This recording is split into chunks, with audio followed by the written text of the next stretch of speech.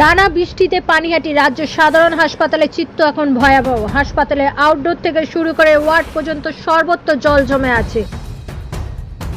রোগীদের পরিজনদের অভিযোগ, নোংরা জল পেরিয়ে রোগীকে ভর্তির জন্য নিয়ে যেতে হচ্ছে। চিকিৎসক ও স্বাস্থ্যকর্মীরা জানাচ্ছেন, গামবুট পরে নোংরা জলের মধ্যে দাঁড়িয়ে চিকিৎসা করতে হচ্ছে, যা অত্যন্ত কষ্টকর। পরিস্থিতি এতটাই খারাপ যে সেই জলে দেখা মিলছে বিষাক্ত সাপে। রোগীরা সুস্থ হতে এসে আরও বিপদে পড়ছেন। দ্রুত ব্যবস্থা না নিলে আরও বড় বিপদের আশঙ্কা।